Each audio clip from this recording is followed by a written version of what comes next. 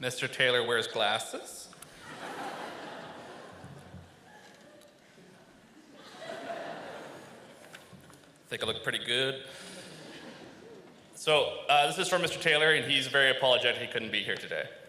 Good evenings, parents, family, honored guests, and Lord Byng staff. Thank you for all you've done for our Byng grads, now poised on adulthood. Without your love and support, today's celebration isn't possible. To my staff, to my office staff, and my administrative colleagues, Ms. Sui and Mr. King, you rock. Now, let's turn to our Lord Byng graduates. You rock too, of course. We are proud of you and very genuinely impressed by your character and achievement. Our future is made brighter by you, and I thank you for being the thoughtful and delightful young folks that you are. Today, by way of saying thank you, I will share a memorable lesson one of my students gave me. The 15-year-old Quinn was a concerning enigma in my English 10 class in 2000.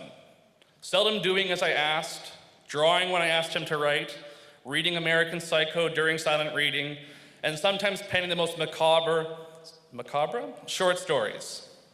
The trench-coated darkness of his persona and the reluctance of Quinn's participation was, I eventually learned, only his well-honed guardedness, developed to a certain perfection after considerable bullying and misunderstanding in elementary school. But let me assure you that by grade 12, when Quinn spoke, we listened, for his consistent, quiet determination was well noted. Fortunately, my patience was rewarded with a little of his trust. April 28, 2003. The writing class worked outside in the sunshine on their Lies My Parents Have Told Me pieces for their portfolios. Wow, they really seem to have a lot to write about. Who knew parents told so many lies?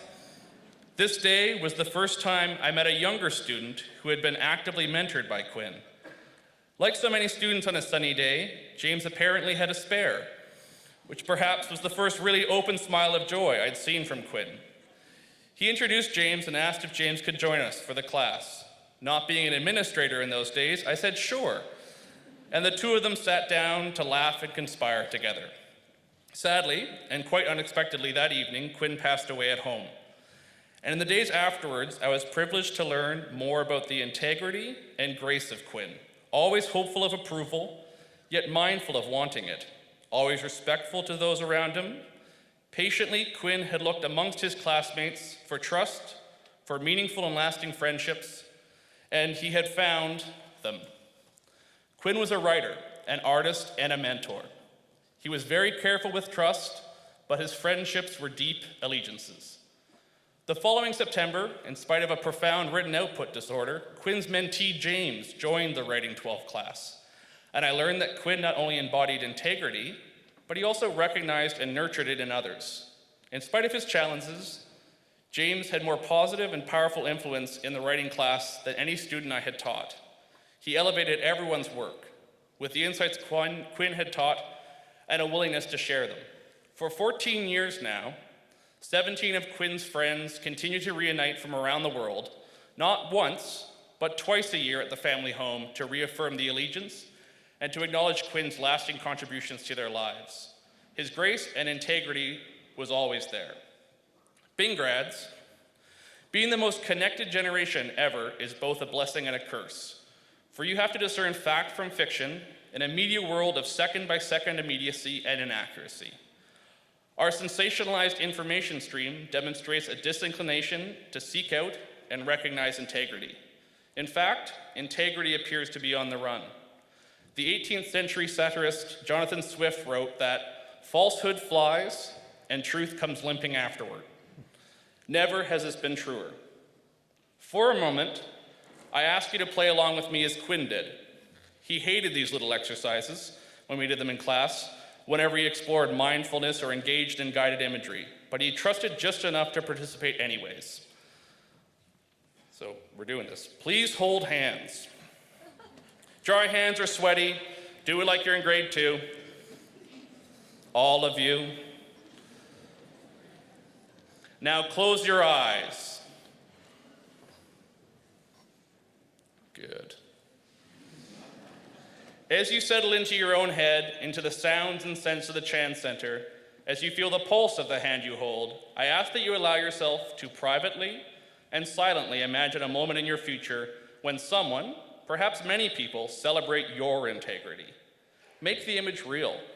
The faces, the sounds, all the senses of the moment, all the color. Who is there with you in that future moment? And what great things are said about you? How do you feel there? In your future as you're honored for your integrity, for your grace. I want you to feel more than the possibility of that moment and to acknowledge to yourself your own worthiness of such recognition, but not because you will seek it. You will deserve that acknowledgement in your life because you'll earn it. Byng graduates of 2017, open your eyes. Don't let yourself down, carry on bravely.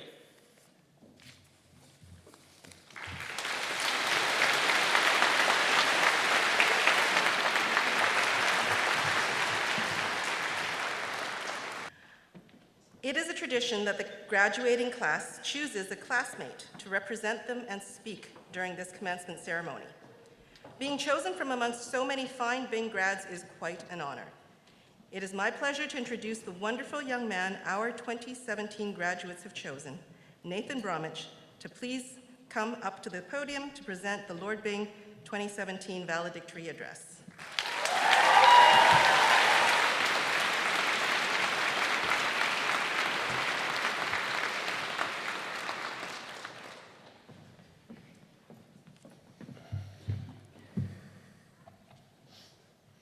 Welcome to all of you here, friends, family, administrators, esteemed teachers, and Mr. Sander, as well as the graduating class of 2017. I'm Nathan, for those of you who don't know me, and I'm here to take you through a last literary journey of high school. But before I go any further, I want to thank the administrators, office staff, support workers, Rudy, and the custodians for the incredible work they do behind the scenes. I think this is a very fitting way to say goodbye. Sweaty, nervous, stressed out about school, but also excited, eager, and lawless. We end our high school journey much the same way it began. The Outsiders was the appropriately titled novel of our grade 8 year. Coming into grade 8, not knowing anyone didn't stop us from being loud. The halls buzzed with a nervous energy that stemmed from the changes we were experiencing, leaving the cocoon of elementary school for the swooping freedom of high school. We didn't know we were annoying, or what deodorant was, or that you didn't need to shout at the person next to you to be heard. We didn't care about that stuff. Our minds were on important things, like making friends, grade 8 camp, getting from the bomb shelter to Johnson's room, and keeping up with your TBHs. All the while, we were still nervous. Were we going to fit in? Did anyone share our interests? Could anyone put up with our weirdness? Uncertain about finding a niche in our new environments as we cycled through electives, lunch-eating locations, clubs, and sports teams. But inevitably, we found shelter. Maybe it was strings or band at 7:20 a.m. for 5 years with Miss Kurth and Mr. McLennan. Or maybe it was with Mr. McPhee on the rugby pitch, or with Mr. Sander and his gentle encouragement on the volleyball court. Maybe you found a place at Helping Hands or Matamini Club. Whatever it was, wherever it was, being at a place where you could express yourself and feel welcomed. Sadly, we weren't frightened for long. Time seems to fly when you're navigating the distressing hormonal changes of puberty, and we found ourselves promptly thrust into grade 9. Told to stay golden, we did anything but. Grade 9. Our book was A Night to Remember. Ironic, because I don't want to remember any of my 9th grade nights. It was a rough year. Our bodies were changing. Our voice was cracking with every third word. And somehow we'd only gotten louder. Grade 9s are the worst. They have lost any timidness from grade 8 and turned into the most annoying group of creatures on the planet. So instead of bringing back memories of Miss Shepard's algebra lessons, Mr. Lavelle's debates, or Miss Wallace's no cell phone policy, I'll focus on trends that we've experienced since we've been at Byng. I bet you didn't know that Instagram wasn't released on all platforms until 2012, which means that memes have become a thing in our time at high school. Vine wasn't created until halfway through our grade 8 year, so we've been in high school longer than it existed. We are one of the last generations to use Facebook as the main platform of social media. We've lived through times when Can't Hold Us and Gangnam Style were all that was played on the radio. Harlem Shakes were a new thing, and What Does the Fox Say hadn't been suppressed in our memories. Globally, 2013-14 felt like a much simpler time. Being concerned by Flappy Bird high scores and watching Donald Trump on The Celebrity Apprentice are luxuries I wish we still had. Cell phones have become a constant distraction from real life, which can be a blessing depending on the teacher, or a curse when you spend more time on Instagram than you have outside. Communication is now electronic. Messages to friends and family, no matter how far away, are received within seconds. This helped build community within the school, as the latest meme or Vine was shared rapidly throughout the grade. Although this, too, is two-sided, as we inevitably hurt our real-life interactions. The remembered night turned into a mash of hashtags and likes. Suddenly, we found ourselves at the halfway marker of the trek that is high school. We lost a large number of our friends during grade 10 to the Trek outdoor program, and suddenly our classes seemed much quieter. But maybe that was also a byproduct of us growing up. Grade 10, the third installment of our high school series, marked a time in which we were truly beginning to think about our future and responsibilities. With this shift of focus from now to our futures, we began to lose something, the ability to appreciate the present. Mr. Vine's rants were no longer received by wide-eyed youth. Instead, they dropped in front of the half-closed eyelids of the eternally tired 10th grader. Tired from what? No one really knows. Probably a number of things, like growing, or homework, or fantasizing late into the night about Mr. Chen's calves.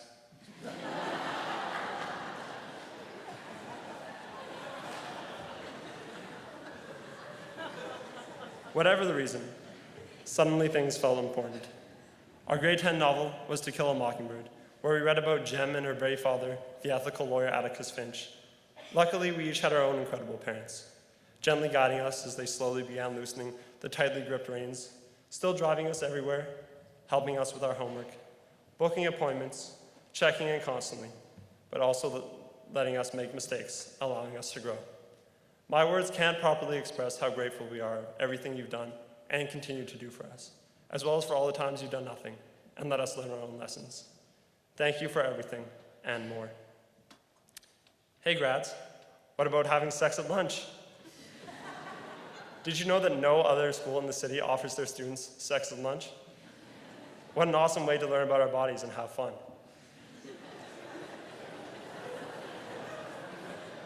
No, really, it was definitely a highlight of grade 11.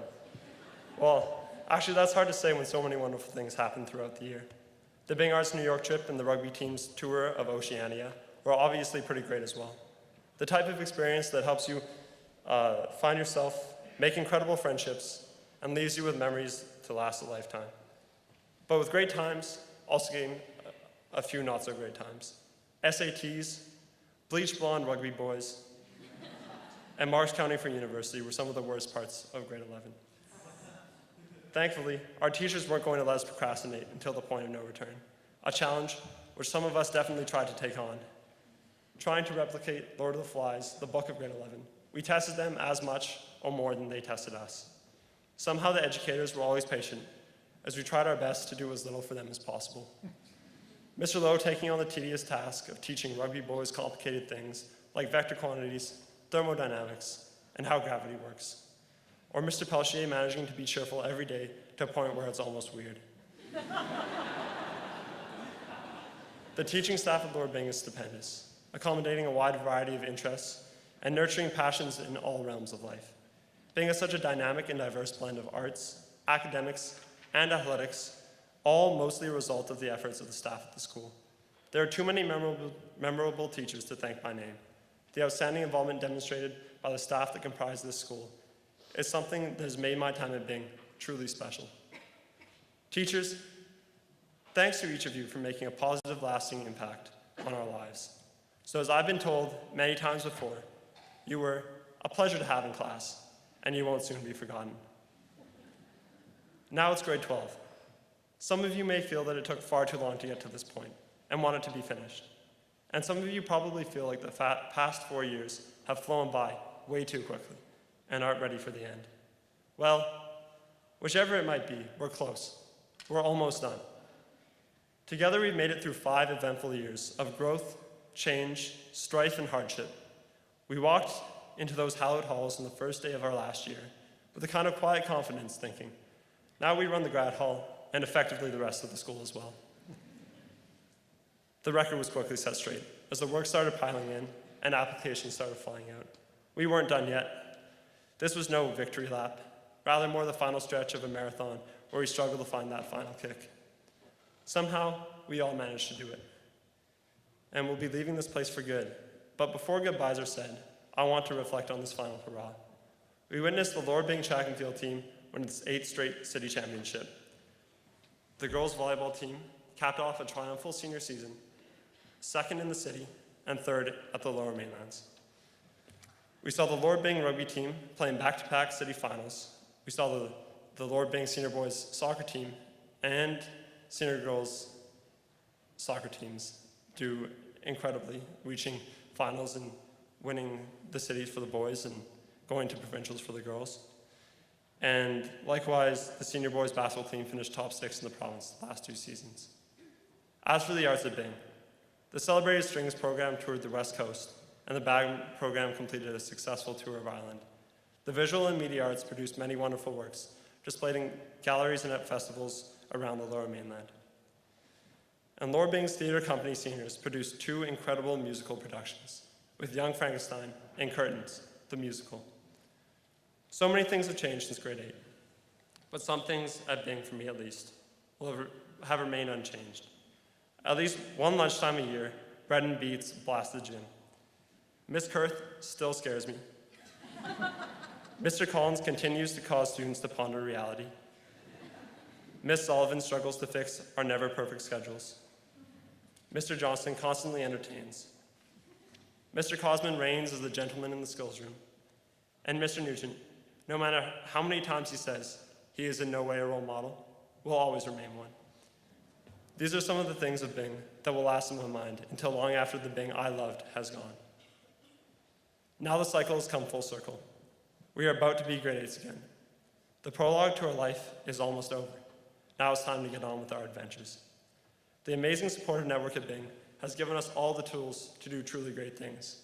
And although it's not possible for me to guarantee success to any, let alone all of the students here, if you manage to keep the metrics you use to measure your success in the right places, then it is attainable for anyone. If we remember that many things are more important than our image, social media, or money, such as living our lives with integrity and striving to make the world a better place, it will allow us to define our own success, making it possible for every one of us to do great things in our own way. Now it's time for us to get going, because as Narnia novelist C.S. Lewis says, there are far, far better things ahead than any we leave behind. Congratulations, graduating class of 2017.